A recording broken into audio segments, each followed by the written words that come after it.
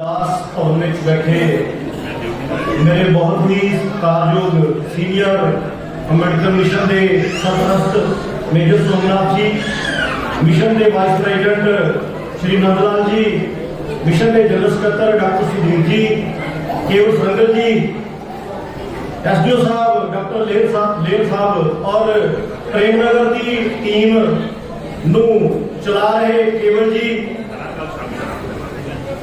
और इस पंडाल विच इस हॉल विच बैठिया मेरिया भैणा, जय भीम जय भीम।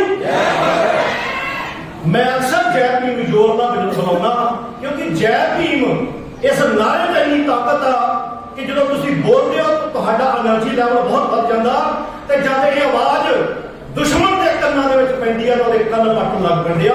लेटेस्ट एग्जाम्पल तुम सुनी होगी, एक साध कह रहा सी मरे मुलायम काशीराम, अगे तुम सुनिया की क्या ने काशीराम साहब जिन्हें इस देश के कले कले जी जय भीम कहना सिखाया, उस महापुरुष के जाने तो बाद भी अज भी भूत उन्होंने मनुवादियों आके चाहता और केवल मेरिया सिफत कर रहा सी।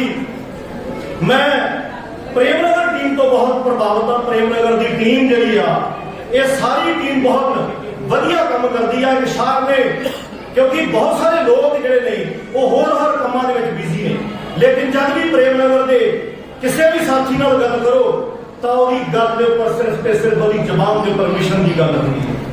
एक शायर ने लिखा, क्योंकि अज लोग होर भी बहुत सारे काम करी जाते, एक शायर ने लिखा कहना किसी साए किसी गुलजार के नीचे नहीं बैठा, मैं रास्ता छोड़ के मीनार के नीचे नहीं बैठा, मेरे पांव में छाले थे बला की धूप थी सर पर, मगर मैं गैर की दीवार के नीचे नहीं बैठा। इस टीम समूह जड़े बाबा साहब अम्बेडकर और बहुजन रहबर का जड़ा मिशन चलाने के लिए जड़े दिन रात लगे रहते हैं, क्योंकि साथियों ये समर्पित लोगों की टीम आ। जब इंसान कोई धरती लो जाऊगा तो उस इंसान का कभी भी यह जिक्र नहीं होना कि वह इंसान अपने पीछे की छड़ के गया, वो कितनी प्रॉपर्टी छड़ के गया, इस गल का कभी जिक्र नहीं होना। क्योंकि एक शायर ने लिखा कहता इस गलों नहीं कभी इतिहास बनते, असं एक गल का दावा होर भी करते हैं कि असं 85% लोग हाँ, और शायर कहता इस गलों नहीं कभी इतिहास बनते कि कौम ने किन्ने पूर जमे, असं किन्ने आए मैटर नहीं करता, इस गलों नहीं कभी इतिहास बनते कि कौम ने किन्ने पूर जमे, आने वाली नस्लों में पूछना है कि कौम ने किन्ने मंसूर जमे। फांसी के रस्ते में चुनने वाले लोग, महापुरुषों के लोग, आंदोलन को अगे बढ़ाने वाले लोग किस समाज के पैदा किन्ने हुए यह समझने की लोड़ है, क्योंकि बाबा साहब अम्बेडकर का अज जन्मदिन असीं मना रहे। बहुत सारे मेरे तो पहला साथियों ने गल्लां बाबा साहब अम्बेडकर के बारे में कीतियां। साथियों मैं तुहाडे तो एक सवाल पूछदा कि अज बाबा साहब का असीं जन्मदिन मना रहे हैं, इस देश के लाखों लोग पैदा होए होंगे, लेकिन अज बाबा साहब अम्बेडकर का जिक्र क्यों हो रहा है समझने की लोड़ है। बाबा साहब अम्बेडकर का जिक्र हो रहा है समझने की लोड़ है, क्योंकि बाबा साहब अम्बेडकर की करके गए ने, मरण तो बाद कभी किसी का जन्मदिन नहीं मनाया जाता, लेकिन जिन्होंने महापुरुषों का जन्मदिन मरण तो बाद नहीं मना रहे हैं। इसका मतलब की है कि वो महापुरुष साडी सुनती हुई कौम नूं, साडी लुटती हुई कौम नूं एक जान पैदा करके गए, इस करके उस महापुरुष का जन्मदिन मना रहे।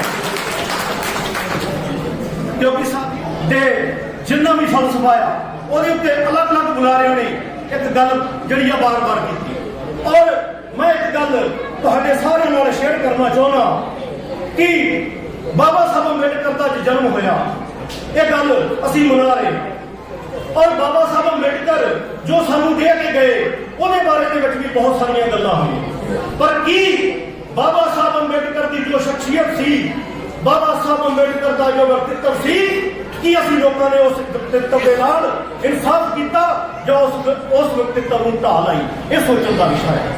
क्योंकि बाबा साहब अम्बेडकर नूं अज तक जिन्ने भी बहुजन समाज के स्पीकर हुए, जिन्ने लोग बाबा साहब अम्बेडकर के बारे में गल्लां करते रहे, हमेशा ही एक गल के उपर आके सारी की सारी जी डिबेट और सारा का सारा लैक्चर खत्म हो जाता कि बाबा साहब अंबेडकर ने सानू रिजर्वेशन लैके दी, बाबा साहब अंबेडकर ने सानू नौकरियां लैके दित्तियां। कि बाबा साहब अंबेडकर ने सिर्फ तुहाडे लिए काम किया? यह बड़ा गंभीर विषय, सोचने का विषय। असी जिन्हों मेरी भैन सिमरन कह के गई कि बाबा साहब अंबेडकर को यूनीवर्स का सब तो वधिया महान पुरुष दस्या गया कि उस यूनीवर्स के महान पुरुष के नाल असीं इंसाफ किया जिन्हों के बेड़ियां दे विच बाबा साहब अंबेडकर पैदा होया। बाबा साहब अंबेडकर को रिजर्वेशन तक सीमित कर देना, बाबा साहब अंबेडकर को पछड़े और शेड्यूल कास्टां तक सीमित करना बाबा साहब अंबेडकर के व्यक्तित्व के नाल बहुत बड़ा तो होया। बाबा साहब अंबेडकर के ऊपर बनी एक फिल्म तुसी सारे ने देखी होगी। बाबा साहब अंबेडकर एक जगह लिखते हैं और उन्होंने स्टेटमेंट है कि मेरी कोई मातृभूमि नहीं है। बाबा साहब अंबेडकर ने कहा मेरी कोई मातृभूमि नहीं है। इस विषय के ऊपर बड़ी गंभीरता के नाल सोचने की लोड़ है कि बाबा साहब अंबेडकर जो यह गल कहते हैं कि मेरी कोई मातृभूमि नहीं है, तो क्या बाबा साहब अंबेडकर अपने बारे या शेड्यूल कास्ट समाज बारे गल करते हैं या किसी होर बारे गल करते हैं?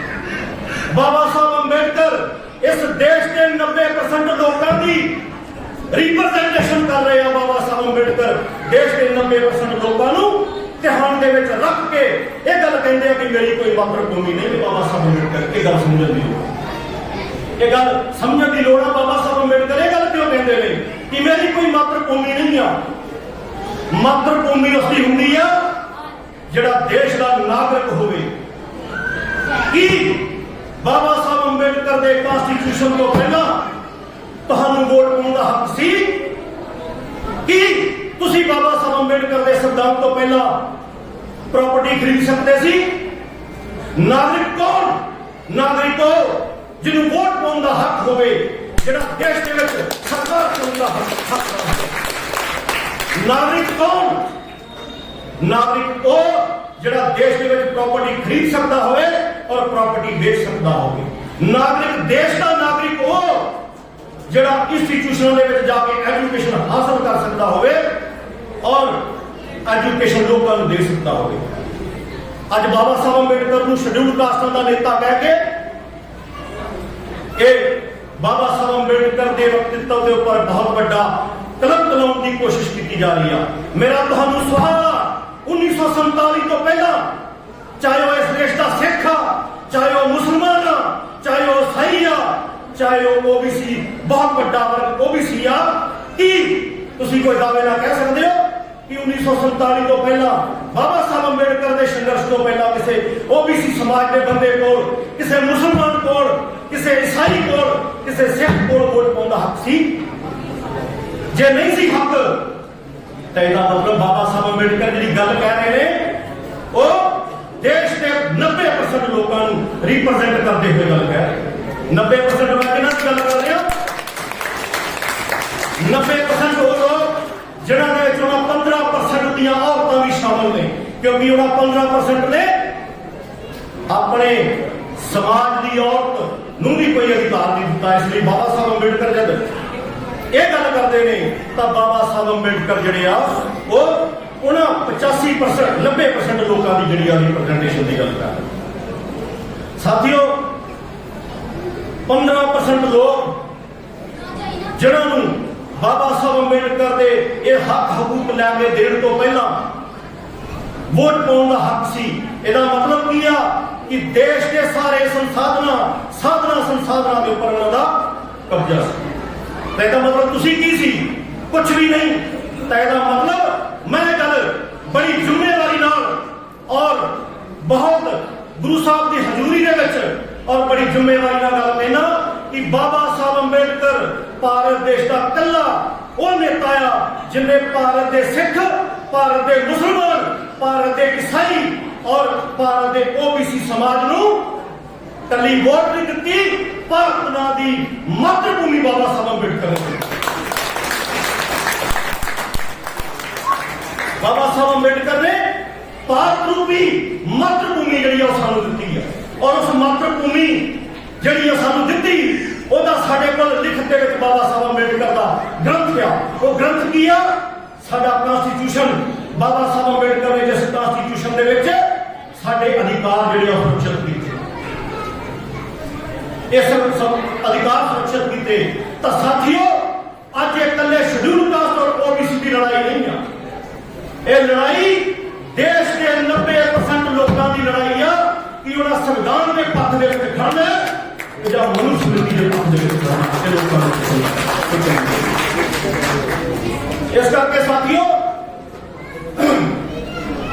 ਇਸ ਕਰਕੇ ਸਾਥੀਓ ਬਾਬਾ ਸਾਹਿਬ ਅੰਬੇਡਕਰ ਜਿੰਨੀ ਦੇਰ ਜਦੋਂ ਅਸੀਂ ਲੜਾਈ ਲੜਦੇ ਹਾਂ, ਕੋਈ ਚੀਜ਼ ਕਿਸੇ ਨਾਲ ਲੜਾਈ ਲੜਦੇ ਆ, ਤਾਂ ਐਟਲੀਸਟ ਸਾਨੂੰ ਜਿਹੜੇ ਲੜਾਈ ਦਾ ਕਾਰਨ ਔਰ ਲੜਾਈ ਕਿਸ ਦੇ ਨਾਲ ਆ, ਉਹ ਵਿਵਸਥਾ ਦੇ ਬਾਰੇ ਦੇ ਵਿੱਚ ਵੀ ਸਮਝ ਹੋਣੀ ਚਾਹੀਦੀ। ਉਹ ਵਿਵਸਥਾ ਕੀ ਆ? ਉਹ ਵਿਵਸਥਾ ਜਿਹੜੀ ਆ ਕਿ ਭਾਰਤ ਦੇ 3 ਵਰਗਾਂ ਤੋਂ ਇਲਾਵਾ ਪੂਰਾ ਦਾ ਪੂਰਾ ਸਿਸਟਮ ਸਿਰਫ ਤੇ ਸਿਰਫ 3 ਵਰਗਾਂ ਨੂੰ ਦੇ ਕੇ ਔਰ ਚੌਥੇ ਬਹੁਤ ਵੱਡੇ ਵਰਗ ਨੂੰ ਹਾਸ਼ੀਏ ਤੋਂ ਥੱਲੇ ਤੱਕਣਾ, ਇਹ ਲੜਾਈ ਆ। ਔਰ ਇਸ ਲੜਾਈ ਦੇ ਖਿਲਾਫ ਸਭ ਤੋਂ ਪਹਿਲਾਂ ਕੌਣ ਲਾਮਬੰਦ ਹੁੰਦਾ? ਸਾਡੇ ਸਮਾਜ ਦਾ ਮਹਾਂਪੁਰਸ਼। ਕਿਉਂਕਿ ਅੱਜ ਦੀ ਲੜਾਈ ਨਹੀਂ, ਇਹ ਬਾਬਾ ਸਾਹਿਬ ਅੰਬੇਡਕਰ ਨੇ ਇਕੱਲਿਆਂ ਨੇ ਲੜਾਈ ਨਹੀਂ ਲੜੀ। ਬਾਬਾ ਸਾਹਿਬ ਅੰਬੇਡਕਰ ਤੋਂ ਪਹਿਲਾਂ ਔਰ ਸਾਡੇ ਪੁਰਖਿਆਂ ਤੋਂ ਪਹਿਲਾਂ ਇਹ ਲੜਾਈ ਤਥਾਗਤ ਗੌਤਮ ਬੁੱਧ ਨੇ ਲੜੀ। ਔਰ ਉਹ ਲੜਾਈ ਦਾ ਸਿੱਟਾ ਇਹ ਨਿਕਲਿਆ ਕਿ ਬਾਬਾ ਤਥਾਗਤ ਗੌਤਮ ਬੁੱਧ ਨੇ ਜਿਹੜੀ ਚਤੁਰਵਰਨੀ ਵਿਵਸਥਾ ਸੀ, ਉਹ ਵਿਵਸਥਾ ਨੂੰ ਢਹਿ ਢੇਰੀ ਕਰਕੇ ਸਮਤਾ ਸਮਾਨਤਾ ਮਾਨਵਤਾ ਦਾ ਜਿਹੜਾ ਰਾਜ ਜਿਹੜਾ ਇਸ ਦੇਸ਼ ਦੇ ਵਿੱਚ ਸਥਾਪਿਤ ਕੀਤਾ। ਪਰ ਸਾਥੀਓ, ਅੱਜ ਸਾਡਾ ਧਿਆਨ ਤਥਾਗਤ ਗੌਤਮ ਬੁੱਧ ਦੇ ਜਿਹੜਾ ਸੰਘਰਸ਼ ਸੀ ਉਹਦੇ ਵੱਲ ਨਹੀਂ ਜਾ ਰਿਹਾ। ਔਰ ਤਥਾਗਤ ਗੌਤਮ ਬੁੱਧ ਦੇ ਸੰਘਰਸ਼ ਨੂੰ ਮੈਂ ਉੱਥੇ ਗੱਲ ਲੈ ਕੇ ਆਉਣਾ ਚਾਹੁੰਦਾ ਜਿੱਥੇ ਗਿਆਨਸ਼ੀਲ ਜੀ ਗੱਲ ਛੱਡ ਕੇ ਗਏ ਨੇ। ਤਥਾਗਤ ਗੌਤਮ ਬੁੱਧ ਦੇ ਸੰਘਰਸ਼ ਤੋਂ ਬਾਅਦ ਜੇ ਤਥਾਗਤ ਗੌਤਮ ਬੁੱਧ ਦੇ ਵਿਚਾਰ ਪੂਰੀ ਦੁਨੀਆ ਦੇ ਵਿੱਚ ਫੈਲੇ, ਤਾਂ ਉਹ ਫੈਲਣ ਦਾ ਸਭ ਤੋਂ ਵੱਡਾ ਕਾਰਨ ਕੀ ਸੀ ਕਿ ਇਸ ਦੇਸ਼ ਦਾ ਤੁਹਾਡੇ ਘਰਾਂ ਦੇ ਵਿੱਚ ਪੈਦਾ ਹੋਇਆ ਸਮਰਾਟ ਅਸ਼ੋਕ ਤਥਾਗਤ ਗੌਤਮ ਬੁੱਧ ਦੀ ਸ਼ਰਨ ਗਿਆ। ਔਰ ਜਦ ਰਾਜ ਦੀ ਤਾਕਤ ਉਹਦੇ ਹੱਥਾਂ ਦੇ ਵਿੱਚ ਆਈ, ਤਾਂ ਇਸ ਦੇਸ਼ ਦੇ ਵਿੱਚ ਬੁੱਧ ਵਿਹਾਰਾਂ ਦਾ ਨਿਰਮਾਣ ਹੋਇਆ। ਇਸ ਦੇਸ਼ ਦੇ ਵਿੱਚ ਐਜੂਕੇਸ਼ਨਲ ਇੰਸਟੀਚਿਊਟ ਦਾ ਨਿਰਮਾਣ ਹੋਇਆ। ਇਸ ਦੇਸ਼ ਦੇ ਵਿੱਚ ਹਰ ਤਰ੍ਹਾਂ ਦੀ ਫੈਸਿਲਿਟੀ ਜਿਹੜੀ ਉਹ ਆਮ ਸ਼ਹਿਰੀ ਨੂੰ ਜਿਹੜੀ ਮਿਲਣ ਲੱਗੀ। ਤਾਂ ਉਹ ਕਿਹਦਾ ਕ੍ਰਿਸ਼ਮਾ ਸੀ? ਉਹ ਕ੍ਰਿਸ਼ਮਾ ਸੀ ਬਾਬਾ ਸਾਹਿਬ ਅੰਬੇਡਕਰ ਸਮਰਾਟ ਅਸ਼ੋਕ ਦੇ ਰਾਜਤੰਤਰ ਦਾ ਕ੍ਰਿਸ਼ਮਾ ਸੀ। ਕਿਉਂਕਿ ਬਾਬਾ ਸਾਹਿਬ ਅੰਬੇਡਕਰ ਇੱਕ ਜਗ੍ਹਾ ਲਿਖਦੇ ਨੇ, ਉਹ ਕਹਿੰਦੇ ਕਿ ਸੱਤਾ ਤੋਂ ਬਗੈਰ ਜਿਹੜੇ ਸਾਧਨ ਸੰਸਾਧਨ ਹੈ ਉਹ ਨਹੀਂ। ਬਾਬਾ ਸਾਹਿਬ ਅੰਬੇਡਕਰ ਕਹਿੰਦੇ ਸੱਤਾ ਤੋਂ ਬਗੈਰ ਸਾਧਨ ਸੰਸਾਧਨ ਨਹੀਂ ਹੁੰਦੇ। ਤਾਂ ਸਮਰਾਟ ਅਸ਼ੋਕ ਜਦ ਰਾਜਾ ਬਣਿਆ, ਤਾਂ ਸਮਰਾਟ ਅਸ਼ੋਕ ਨੇ ਜਿੰਨਾ ਵੀ ਸਾਧਨ ਸੰਸਾਧਨ ਉਹਨਾਂ ਦੇ ਕੋਲ ਆਏ, ਤਾਂ ਦੇਸ਼ ਦੇ ਵਿੱਚ ਬੁੱਧ ਵਿਹਾਰਾਂ ਦਾ ਨਿਰਮਾਣ ਹੋਇਆ, ਤੁਹਾਡੇ ਐਜੂਕੇਸ਼ਨਲ ਇੰਸਟੀਚਿਊਟ ਦਾ ਨਿਰਮਾਣ ਹੋਇਆ। ਇਹ ਮੈਂ ਗੱਲ ਕਿਉਂ ਕਹਿ ਰਿਹਾ? ਇਹ ਗੱਲ ਮੈਂ ਕਿਉਂ ਕਹਿ ਰਿਹਾ? ਕਿਉਂਕਿ ਗੋਲਵਲਕਰ ਜੀ ਦੀ ਇੱਕ ਕਿਤਾਬ ਆ, ਉਹਦਾ ਨਾਮ ਹੈ ਬੰਚ ਆਫ ਥਾਟ। ਔਰ ਸਾਥੀਓ, ਤੁਸੀਂ ਹੈਰਾਨ ਹੋ ਜਾਓਗੇ, ਮੈਂ ਜਿਹੜੀ ਸਟੇਟਮੈਂਟ ਪੜ੍ਹਨ ਲੱਗਾ, ਖਾਸ ਕਰਕੇ ਜਿਹੜੇ ਇੰਟੈਲੈਕਚੁਅਲ ਲੋਕ, ਜਿਹੜੇ ਪੜ੍ਹੇ ਲਿਖੇ ਲੋਕ ਨੇ, ਇਸ ਚੀਜ਼ ਤੇ ਜ਼ਰੂਰ ਗੌਰ ਕਰਿਓ। ਗੋਲਵਲਕਰ ਨੇ ਬੰਚ ਆਫ ਥਾਟ ਦੇ ਵਿੱਚ ਇੱਕ ਗੱਲ ਕਹੀ। ਉਹ ਆਪਣੇ ਲੋਕਾਂ ਨੂੰ ਕਹਿੰਦਾ ਕਿ 2 ਚੀਜ਼ਾਂ ਜਿਹੜੀਆਂ ਨੇ ਉਹਨਾਂ ਦਾ ਹਮੇਸ਼ਾ ਖਿਆਲ ਰੱਖਣਾ ਹੈ। 2 ਚੀਜ਼ਾਂ ਤੁਹਾਡੇ ਹੱਥਾਂ ਦੇ ਵਿੱਚੋਂ ਜਾਣੀਆਂ ਨਹੀਂ ਚਾਹੀਦੀਆਂ। ਤਾਂ ਉਹ ਲਿਖਦੇ ਨੇ ਕਿ ਕਿਹੜੀ ਚੀਜ਼? ਸਭ ਤੋਂ ਪਹਿਲੀ ਗੋਲਵਲਕਰ ਜੀ ਨੇ ਗੱਲ ਕਹੀ ਕਿ ਸੰਸਕ੍ਰਿਤਕ ਵਰਚਸਵ ਜਿਹੜਾ ਉਹ ਕਿਸੇ ਵੀ ਕੀਮਤ ਤੇ ਤੁਹਾਡੇ ਹੱਥਾਂ ਦੇ ਵਿੱਚੋਂ ਜਾਣਾ ਨਹੀਂ ਚਾਹੀਦਾ। ਔਰ ਦੂਸਰੀ ਗੱਲ ਕਿ ਰਾਜ ਸੱਤਾ ਜਿਹੜੀ ਆ ਤੁਹਾਡੇ ਹੱਥਾਂ ਦੇ ਵਿੱਚੋਂ ਨਹੀਂ ਜਾਣੀ। ਇੱਕ ਸੰਸਕ੍ਰਿਤਿਕ ਵਰਚਸਵ ਔਰ ਦੂਸਰਾ ਰਾਜ ਸੱਤਾ ਤੁਹਾਡੇ ਹੱਥਾਂ 'ਚ ਜਾਣੀ ਨਹੀਂ ਚਾਹੀਦੀ।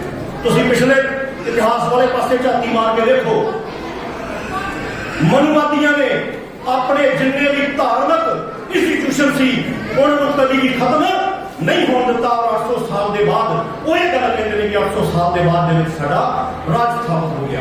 ਤਾਂ ਗੋਲਵਲਕਰ ਜੀ ਕੀ ਕਹਿ ਰਿਹਾ ਕਿ ਸੰਸਕ੍ਰਿਤਕ ਵਰਚਸਵ ਤੁਹਾਡੇ ਹੱਥਾਂ ਦੇ ਵਿੱਚੋਂ ਨਹੀਂ ਜਾਣਾ ਚਾਹੀਦਾ, ਔਰ ਦੂਸਰਾ ਰਾਜ ਸੱਤਾ ਵੀ ਨਹੀਂ ਜਾਣੀ ਚਾਹੀਦੀ।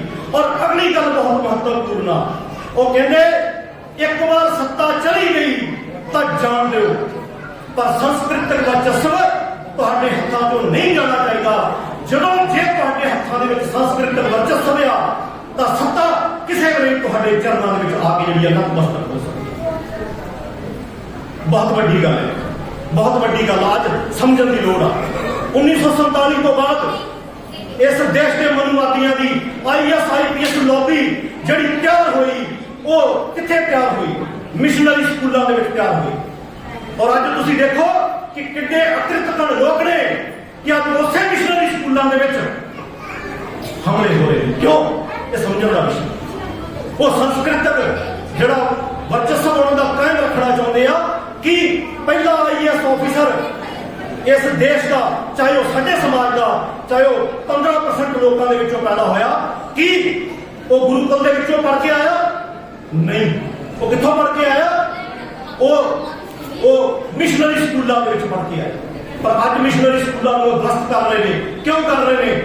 क्योंकि उन्होंने पता है कि जे ये संस्कृत जड़ी चीज आ, जे उन्होंने इंस्टीट्यूशन ना खत्म किए तो आने वाले टाइम के जड़े आओ वो लोग भी कुछ ना कुछ परिवर्तन कर सकते हैं, जिस तरह तुम्हारे इंस्टीट्यूशन जड़े खत्म किए जा रहे। तो इस करके साथियों सत्ता जड़ी होना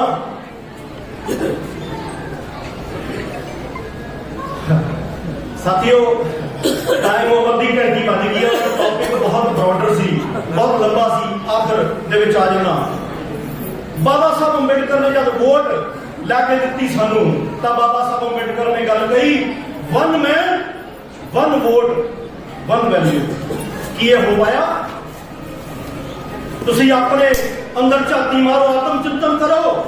25% SC ST लोग और तुहाडी एक भी पोलिटिकल पार्टी नहीं है।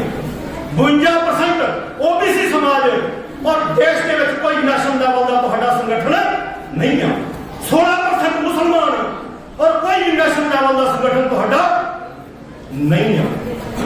इसका मतलब की है कि 15% लोगों ने बाबा साहब अंबेडकर के वन वोट वन वैल्यू के सिद्धांत दी तजियां उड़ा के 4 पोलिटिकल पार्टियां जड़ियां तुहाडे विच पेश कर दित्तियां और बड़ी उन्होंने एक दूजे के नाल साठ-गांठ करके जड़ियां पार्टियां जड़ियां बनाईयां। कांग्रेस तो बाद जे कोई सत्ता दे विच आया तो BJP आई, और उदों आई जदों BJP ने बाबरी मस्जिद जड़ी विध्वंस हुई, और बाबरी मस्जिद कांग्रेस के टाइम दे विच जड़ी विध्वंस हुई। इसका मतलब की है कि आपस दे विच बड़ा तालमेल बना के चलते हैं। और साडा 52% और लगभग 90% मैं कहूंगा 90% लोगों का कोई भी नेशनल लेवल का संगठन नहीं है, चाहे वो सामाजिक होवे चाहे वो राजनीतिक होवे।